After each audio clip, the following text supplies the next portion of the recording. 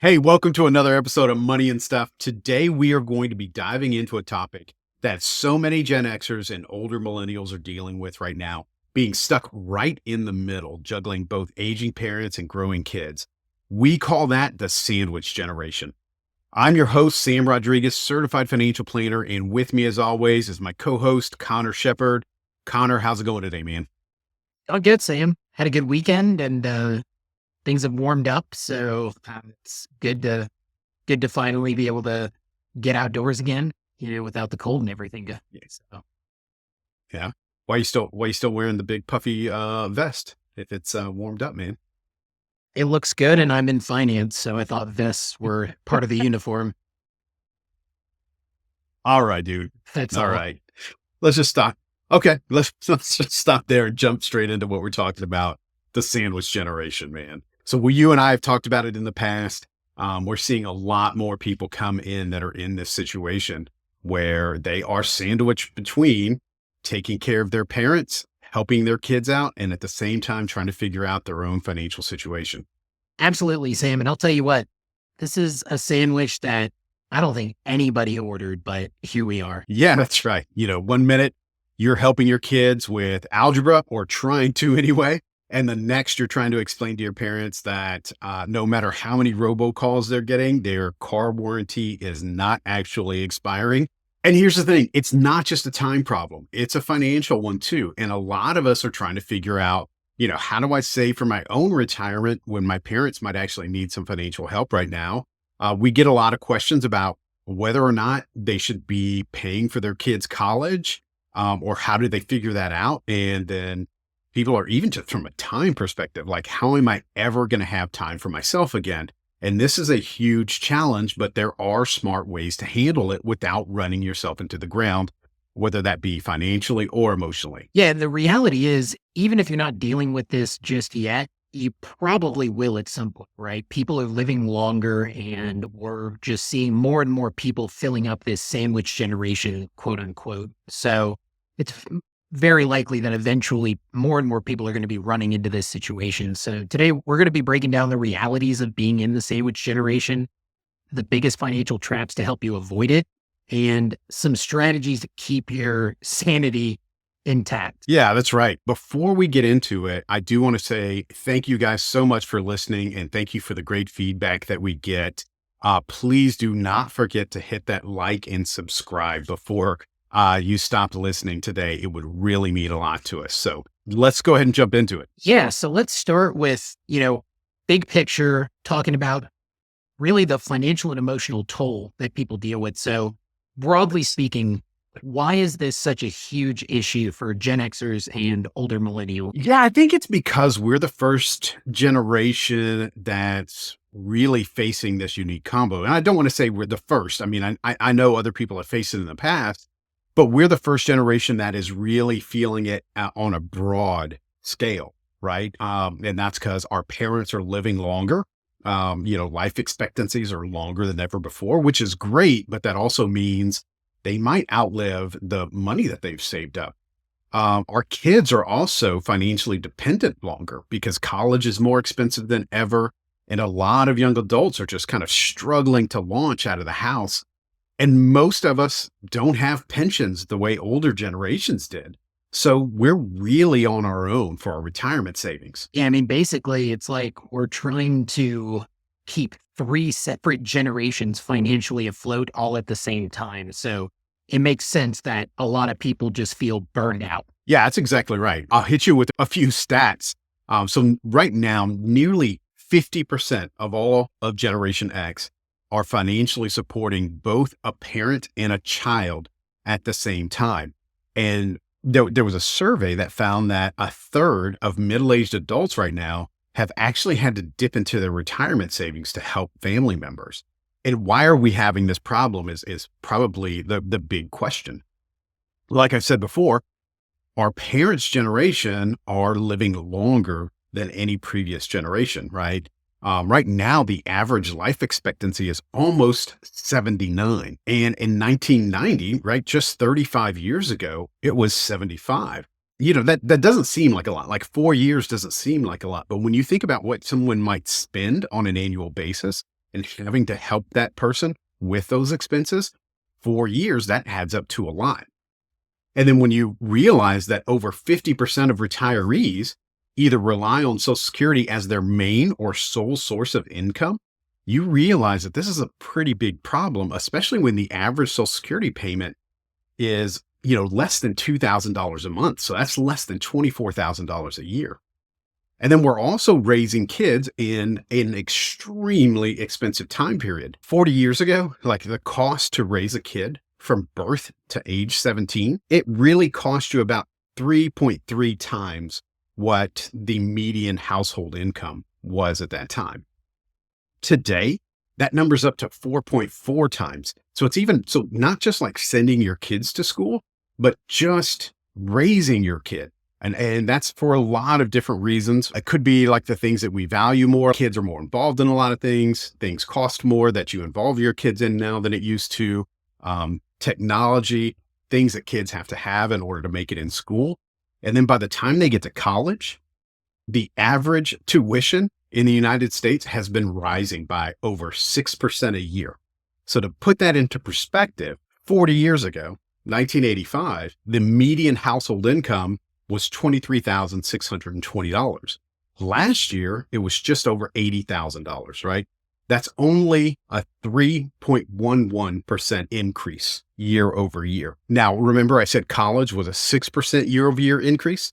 So if we took that same 23,620 from 1985 and increased it at the same rate that college has been increasing by, then the average median household income would be over $240,000 today. But it's $80,000. So you can see the big disparity. Incomes haven't gone up that much, but the cost of education has been crazy. And, it's not just financially, it's the emotional toll. Right now, there was, again, another survey that was done. 70% of people who are having to take care of their parents say that their own health has suffered because of the demands that it takes to help their parents. Those are some brutal statistics. And I think it's important that we talk about not just the financial impact, because I think people fundamentally understand, right, the financial burden, the financial factor here, but we want to make sure we talk about the guilt factor too, because it isn't just about the money, right? That emotional toll that people have to deal with. There's this constant feeling of, I'm not doing enough. You just feel guilty if you can't afford to send your kids to their dream school. You feel guilty if you can't help your parents as much as you'd like. And you definitely feel guilty if you ever try to take time for yourself. Yeah. I mean, it feels like you're failing somebody somewhere, no matter what you end up doing. And that's why you have to be intentional about where your money and time go. Otherwise, you'll sacrifice your own financial future trying to make everyone else stay afloat.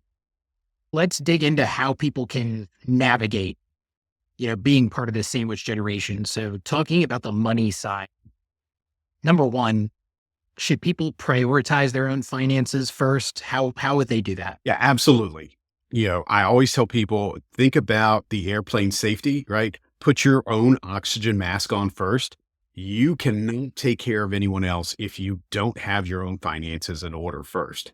But people feel guilty about this. You're sitting there thinking to yourself, how can I be prioritizing my retirement when my parents need help now? Or my kids are going to be drowning in student loan debt or just dealing with a mountain of debt. I should be helping them so they don't have to deal with that. Yeah. And here's the truth. Your kids have options. They can take out student loans. They can try to get scholarships. They can work to help pay for their own school. But you can't take out loans for retirement. And as you get older, it's going to be harder and harder to work through retirement.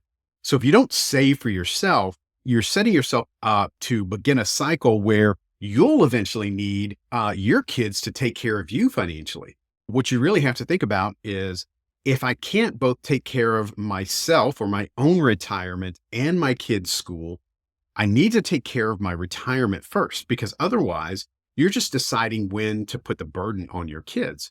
It's, do I put the burden on them early in life where they can figure out how to pay for school and maybe they're making student loan payments right after school? Or do I pay for their school and then when they're my age and have their own family and have to take care of their own retirement and are trying to figure out how to send their own kids to school and have a busy work life, put the burden of taking care of me on them then. So take care of yourself first while your kids still have options. Yeah, I think that's a really powerful way to put it because it's the opportunity cost. It's not, oh, I'm going to help my kids today and then I'll still be able to set myself up and get to where I normally would have been. Maybe it takes a little long. Like you're giving up some level of that retirement saving, retirement planning, whatever it is.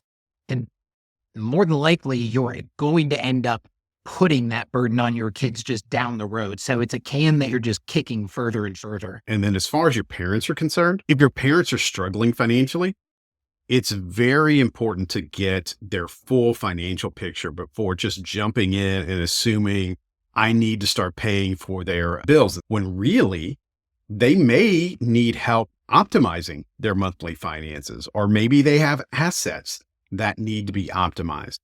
Maybe even look at their house, right? Could they downsize? Are there benefits that they haven't tapped into or programs that they qualify for? Sit down with your parents and have a look at what their overall finances are. And you may be able to help them in those ways before you actually start paying for their bills.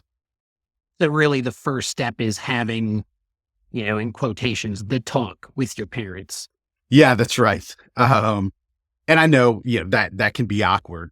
But, waiting until there's going to be a crisis is even worse. So you really need to sit down with your parents and ask, what's your financial situation? Really get a good handle of resources, assets.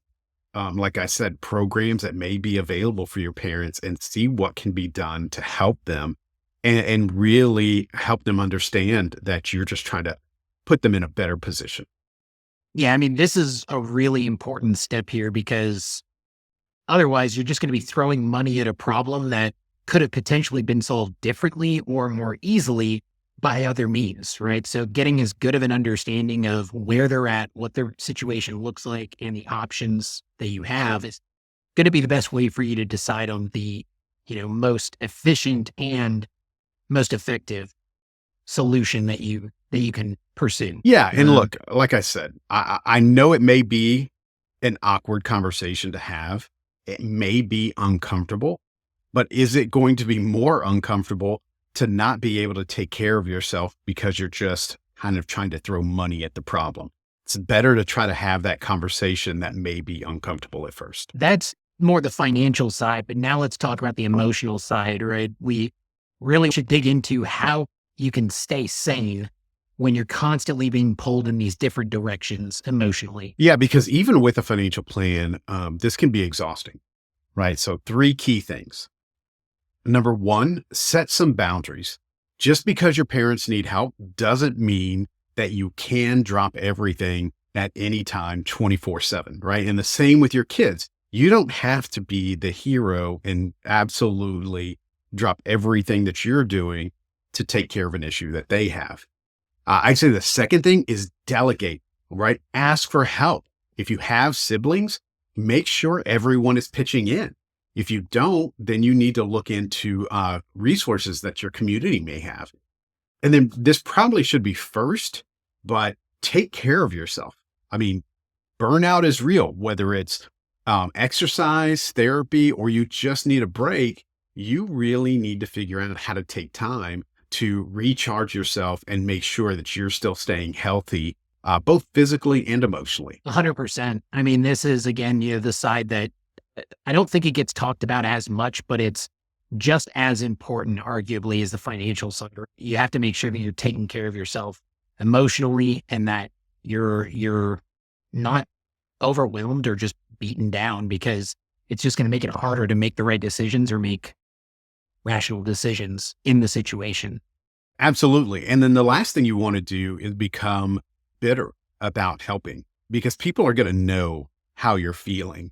And if you don't get that time to recharge and take care of yourself, or if your parents see that you're suffering physically, they're going to feel terrible about the fact that you're having to help them. So even for your parents' own mental sake, make sure that you're taking care of yourself so that way they feel like less of a burden. Definitely. Well, let's give the listeners a plan of action, right? Some things they can do to set themselves up to avoid this, or at the very least navigate it to the best that they can. Yeah. So here's what you can do today. Number one is check your own retirement savings. You want to make sure that you're on track for your own retirement and that you're not going to put your kids in the same position. Absolutely do this first. Second, have the talk with your parents. Get clarity on their financial situation. And again, what resources may be available to them so you can figure out how best to help them. The other thing too, I want to say with your kids, if you haven't sent your kids to school yet, really look at the cost benefit of the schools that you're looking at. Kids always have dream schools that they want to go to, but look at the average salaries that your kids are going to make coming out of these different schools. A lot of times what you'll find, depending on the area that they're going to school, is the average salaries are probably pretty similar, if not exactly the same, but the cost of attending those schools could be vastly different. So make a very good educated decision about where they go to school. And then the last piece is get professional advice. I mean, that's what people like us are here for. Just go talk to a financial planner and get some advice on what you should be doing and whether or not you're on track. And maybe even look at things like, how much can I afford to help my parents or my kids without sacrificing my own retirement? So that way you can do things in a guilt-free way. Yeah, those are some really good points. I'm glad we're addressing this topic because I know this is something that a lot of listeners and a lot of people we've talked to recently are going through, right now. Yeah, the other thing I want to say is you're not alone. Like I said earlier, almost 50% of Generation X is experiencing this problem right now. There are ways to manage this without wrecking your future. Just don't feel like you are in this alone and that no one understands your situation. Just ask for help. And, if this resonated with you, if you feel like this is something that you're going through, reach out. Let us know some of the biggest challenges that you've had to face have been. We'd love to do a follow-up episode where we kind of dig into more specifically what people are dealing with on a regular basis with this. Yeah. And as always, we're willing to talk about just about anything. We'll always figure out a way to relate it to your finances because I feel like almost everything in life does. So if you've got questions, you have anything that you want us to talk about, don't hesitate to send that out to us. We'd love some ideas on what to talk about. Thank you guys so much for listening. If you made it to the end again, please hit that like and subscribe. We really, really appreciate it. Till next time, guys. Thanks a lot.